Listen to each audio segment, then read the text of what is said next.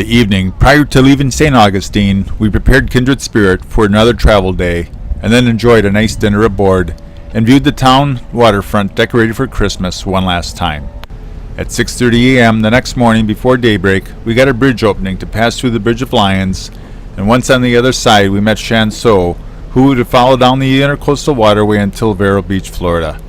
This would be a 160-mile jump that would take us 3 days to complete, as we can only travel during the day on this inside passage.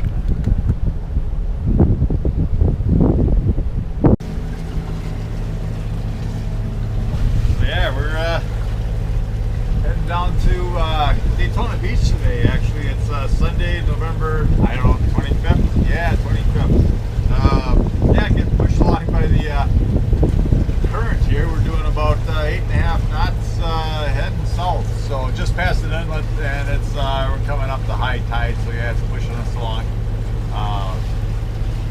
Again, it's just getting used to these 65-foot bridges. When you have a spire that's to the tip of our VHF antenna, it's 65 feet, so it gets a little dicey going through them, but we have a boat in front of us that's about the same height, and we're just following them down.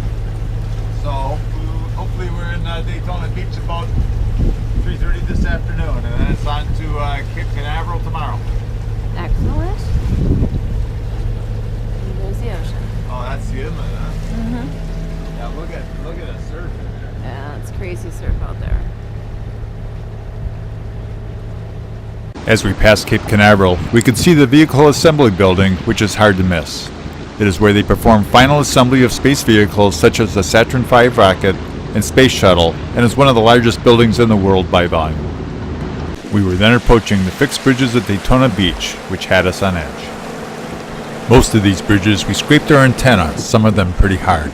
The worst one was a bridge that was having roadwork done, and the contractor had sheet metal riprap hung under the bridge, lowering the clearance a couple of more inches. That one bent our antenna hard over, and our wind vane started to scrape across the sheet metal. We always welcome the bascule bridges, as the spar height was never a problem with them. At this bridge, a sailboat ran into some kind of problem. Not a good situation.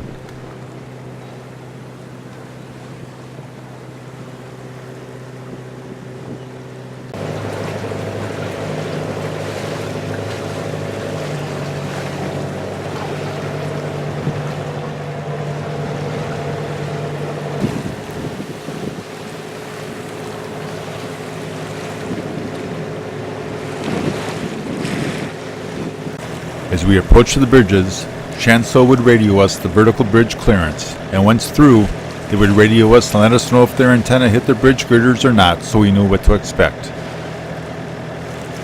Still looks pretty tall to go through, doesn't it? No problems there, do they? Yeah.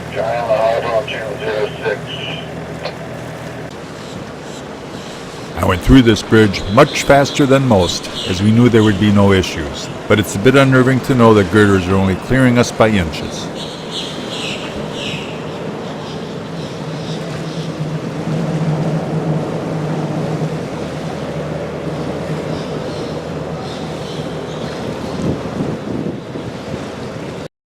To show you how close we get to the bridge girders, Chanceaux took this photo of us as we approached Vero Beach, Florida. In Vero Beach, we rafted alongside John and Madeline on Chanceaux for 2 days, as we needed to reprovision and stock up on supplies for the Bahamas. This gave us a chance to also get together with John and Madeline and enjoy a burger and fries at Casey's, a Vero Beach iconic burger stand. We departed the following day as we had a weather window to take us to Biscayne Bay to stage for a passage to Bimini, whereas Chanceaux would take the northern route and enter the Bahamas in the Abacos. We're hoping we can meet again in Georgetown, Exuma before we head further south. The very last bridge, which I think is North Vero. Sure. We'll call it that. Barely touched, low tide. Great. Now open passage, no more bridges. Nice job, John. Yay. Good to be done with it. It's good to be done with it.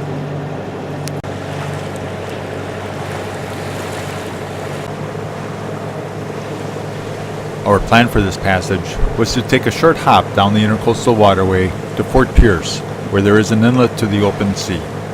We would then proceed south on the ocean overnight, taking us past West Palm Beach, Fort Lauderdale, and Miami, with a final destination of Key Biscayne that we should reach the following morning. We would then depart when possible to our first stop in the Bahamas, which would be Bimini. As we approached the inlet, we heard a security call on the radio announcing that a tug pulling a barge would be entering the inlet shortly. We radioed back, indicating that we were in the process of coming out the inlet. This was a courtesy, as the channel for the inlet starts at least a mile or so outside the inlet, allowing both boats plenty of time to see each other and set up safe passage. By this time, the tide was rapidly flooding, and we struggled a bit against the tide to get through the inlet. It was at this point we also saw the tug and barge as they cut the corner to get into the channel. This might get a bit interesting. As we approached, the tidal rip was just outside the channel, and we were concerned with shallow water in this area, but the tug was having a hard time getting the barge to align itself behind him due to the current.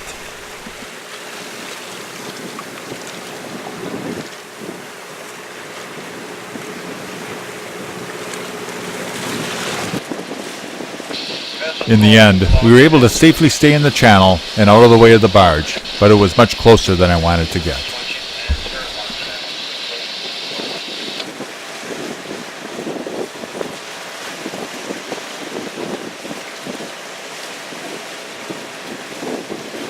As close as I ever want to get to one of those moving barges. Nice job, honey.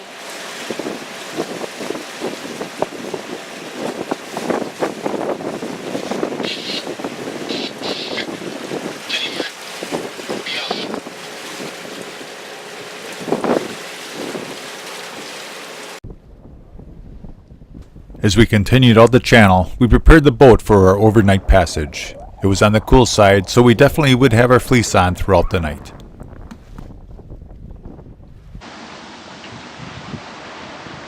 The night was fairly uneventful, but as we approached Fort Lauderdale in the early morning hours, the shipping traffic became pretty intense, as we needed to contact freighters and alter our course numerous times for shipping coming in and out of the harbor. Miami. What? November 30th.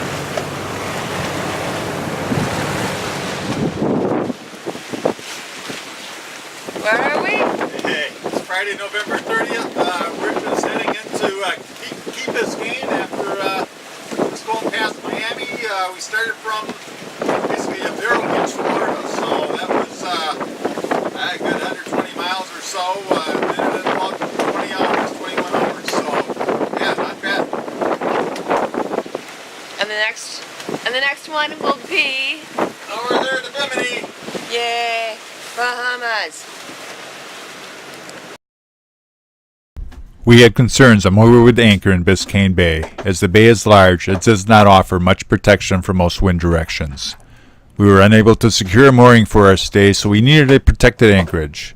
We've heard about No Name Harbor on the southern tip of Key Biscayne, but thought it would be full of boats. To our surprise and relief, we were the second boat in and set our anchor. It was a Friday, so the harbor quickly filled with weekend traffic and cruisers like us staging for the passage across the Gulf Stream to the Bahamas. This is where we would stay until we had a weather window that would allow safe passage across the Gulf Stream.